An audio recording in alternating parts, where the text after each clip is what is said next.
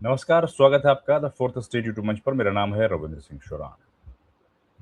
Supreme court में एक बेहद महत्वपूर्ण मामले की सुनवाई के दौरान सुप्रीम कोर्ट ने जो बातें कही, वो वही बातें हैं जो आम आदमी पिछले करीब दो सालों से बोल रहा है। ये वही बातें हैं जो आम इंसान के जिंदगी पर, हिंदुस्तान की लोकशाही पर लगातार असर दिखा रही हैं। ये वही बातें हैं जो भारत की संसद में बोली जानी चाहिए थी इस कानून के पास करने से पहले या उस वक्त, लेकिन वो आवाजें किन कारणों से नहीं आई, कुछ कारण थे। खैर, सुप्रीम कोर्ट ने आज बातें कही हैं। सुप्रीम कोर्ट ने कहा है कि जो चुनाव आयुक्त की नियुक्ति आप करते हैं, मतलब सरकार जो कर रही है या एक कमेटी बना के कर रही है, वो दिखावा है, ढकोसला है, आजादी का दिखावा है, मतलब स्वतंत्रता का दिखावा है। नेता विपक्ष को उसमें शामिल करना कोई मतलब नहीं है। कोर्ट कोर्ट ने मुख्य चुनाव आयुक्त और चुनाव आयुक्तों की नियुक्ति प्रक्रिया को लेकर केंद्र सरकार से कड़े सवाल किए। कोर्ट ने पूछा, जब चयन समिति में प्रधानमंत्री, लोकसभा में नेता विपक्ष और एक कैबिनेट मंत्री शामिल हैं, तो क्या इस व्यवस्था को लोग वास्तव में स्वतंत्र या सिर्फ स्वतंत्रता का दिखावा कहना है? क्या है ये? कोर्ट ने कहा कि इस संरचना में कार्यपालिका का स्पष्ट वर्चस्व दिखाई देता है, स्पष्ट वर्चस्व दिखाई देता है। लेकिन आप क्या कर रहे हो? आप दिखा रहे हो कि भैया हम तो नेता प्रतिपक्ष को भी रखते हैं। क्या मतलब है? कोर्ट ने कहा कि भाई 2023 में जो कानून आया था, उन जिसमें नियुक्ति प्रक्रिया तय की गई थी, उसको उसके खिलाफ याचिकाएं दायर की, उन याचिकाओं को सुन रहा था कोर्ट। मुख्य चुनाव आयुक्त और अन्य चुनाव आयुक्तों की नियुक्ति प्रधानमंत्री, एक केंद्रीय मंत्री और विपक्ष के नेता वाली समिति की ओर से जो की जाती है, उसके खिलाफ याचिकाकर्ताओं का कहना है कि ये कानून संविधान की मूल जो अनुच्छेद है 14 और 324 के तहत अपेक्षित स्वतंत्र चुनाव आयोग की मूल अवधारणा के खिलाफ है। सीसी नियुक्ति में किसी स्वतंत्र सदस्य की जगह कोई नहीं। जस्टिस दीपंकर दत्ता और जस्टिस सतीश चंद्र शर्मा की पीठ ने सुनवाई के दौरान कहा कि सीबीआई निदेशक की नियुक्ति समिति में भारत के मुख्य न्यायाधीश शामिल होते हैं, लेकिन चुनाव आयुक्तों की नियुक्ति के लिए किसी स्वतंत्र सदस्य के लिए कोई जगह नहीं दी गई। पीठ ने टिप्पणी की कि लोकतंत्र और निष्पक्ष चुनावों की रक्षा के लिए स्वतंत्रता उतना ही जरूरी है जितनी कानून व्यवस्था के लिए। देखिए, सुनिए कितनी बड़ी बात कही है। जस्टिस दीपांकर दत्ता और जस्टिस सतीश चंद्र शर्मा की पीठ ने कहा कि सीबीआई निदेशक की नियुक्ति समिति में भारत के मुख्य न्यायाधीश शामिल हैं, लेकिन चुनाव आयुक्तों की नियुक्ति के लिए किसी स्वतंत्र सदस्य को जगह क्यों नहीं दी गई?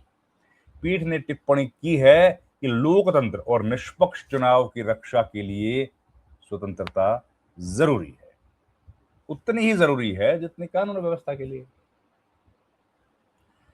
अटॉर्नी जनरल ने भी कुछ दलील दी।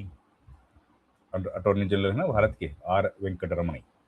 उन्होंने पूछा कि यदि प्रधानमंत्री एक नाम चुने और विपक्ष का नेता दूसरा, तो तीसरा सदस्य केंद्रीय मंत्री किसके पक्ष में जाएगा?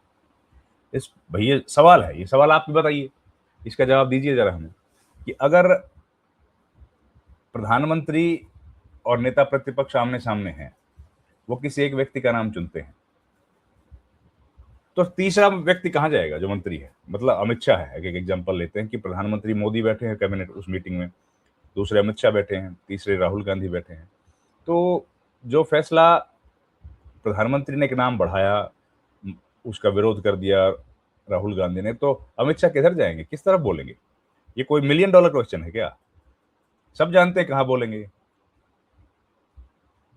तो इस पर अटॉर्नी जनरल ने कहा कि वह इस बारे में कोई अनुमान नहीं लगाना चाहते और व्यवहारिक स्थिति पर टिप्पणी करने से बचना चाहेंगे। अदालत ने इस जवाब पर तीखी प्रतिक्रिया दी। इस पर अदालत ने कहा, ऐसी स्थिति में पूरी प्रक्रिया कार्यपालिका के नियंत्रण में चली जाती है। देखिए कितनी बड़ी बात कही है। अदालत ने यह भी सवाल किया कि जब हर निर्णय 2-1 के बहुमत से सरकार के पक्ष में जाने की संभावना है, तो फिर विपक्ष के नेता को समिति में शामिल करने का मतलब क्या है भाई? औचित्य क्या है? कोर्ट ने कहा यदि कैबिनेट मंत्री प्रधानमंत्री के खिलाफ नहीं जाएंगे तो विपक्ष के नेता की भूमिका केवल सजावटी है। भाई, कैबिनेट मिनिस्टर क्या प्रधानमंत्री के खिलाफ जा सकते हैं क्या?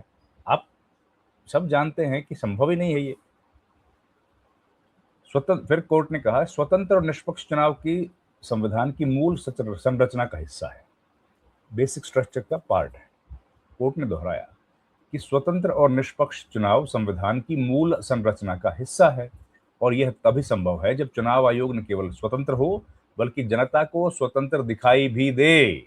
फिर सुनिए, न केवल स्वतंत्र हो, न केवल आजाद हो, बल्कि आजाद दिखाई भी दे। पीठ ने साफ किया कि वह संसद की नीति तय नहीं कर रही बल्कि केवल यह जांच कर रही है कि कानून संवैधानिक कसौटियों पर खरा उतरता है कि नहीं। सुनवाई के दौरान मार्च 2024 में की गई चुनाव आयुक्तों की नियुक्ति पर कई सवाल उठे। अदालत ने केंद्र सरकार से उन नियुक्तियों से जुड़े सभी रिकॉर्ड तैयार रखने को कहा। मामले की अगली सुनवाई अब अगले सप्ताह। अब आप जान लीजिए कि ये याचिका है क्या। नए कानून के तहत चीफ इलेक्शन कमिश्नर और इलेक्शन कमिश्नर की नियुक्ति के लिए चयन समिति में प्रधानमंत्री, एक केंद्रीय कैबिनेट मंत्री और विपक्ष के नेता या लोकसभा में सबसे बड़े विपक्षी दल के नेता को शामिल किया गया है। याचिकाकर्ताओं का कहना है कि यह व्यवस्था सुप्रीम कोर्ट के पूर्व फैसले की भावना के विपरीत है, क्योंकि इसमें स्वतंत्र चुनाव आयुक्तों की नियुक्ति की पर्याप्त गारंटी नहीं दी गई है। इससे पहले मार्च 2023 में सुप्रीम कोर्ट ने फैसला दिया था कि जब तक संसद कानून नहीं बनाती तब तक चुनाव आयुक्तों की नियुक्ति प्रधानमंत्री, लोकसभा में नेता प्रतिपक्ष या सबसे बड़े विरोधी दल के नेता और भारत के मुख्य न्यायाधीश की समिति द्वारा की जाएगी, ताकि नियुक्ति कार्यपालिका के प्रभाव और असर से मुक्त और स्वतंत्र रहे। ये विषय बहुत लंबे समय से चल रहा है कि क्या इस देश में स्वतंत्र चुनाव आयुक्त हैं, क्योंकि लगातार जिस तरीके से ज्ञानेश कुमार चुनाव करा रहे हैं, एसआईआर की कार्रवाई हो रही है, उसको लेकर और उसके बाद राहुल गांधी ने जिस तरीके से प्रेस कॉन्फ्रेंस की थी, उन प्रेस कॉन्फ्रेंसेस के आधार पर ये तर्क, ये सवाल लगातार अलग अलग सेक्टर्स में, अलग अलग सोसाइटी के हिस्सों में लगातार पूछे जा रहे हैं, चाहे वो पत्रकार हों, विपक्ष हो या फिर दूसरे स्वतंत्र काम करने वाले इंडिपेंडेंट लोग हों। उनका तर्क, उनके प्रश्न ये हैं कि क्या वाकई हिंदुस्तान में चुनाव कराने वाले लोग स्वतंत्र हैं, निष्पक्षता से काम हो रहा है। अब ये सवाल कड़े हैं, इनका जवाब जब आएगा तब हम लोग आपके सामने लेकर हाजिर होंगे, लेकिन सुप्रीम कोर्ट ने ये महत्वपूर्ण सुनवाई की और ये बातें कही। अब देखते हैं इसमें अगली कार्रवाई में क्या होता है। इस वीडियो में इतना ही। आपसे गुजारिश है हमारे चैनल को लाइक, शेयर, सब्सक्राइब जरूर कीजिए। आपका बहुत बहुत धन्यवाद। Thank you very much. नमस्कार।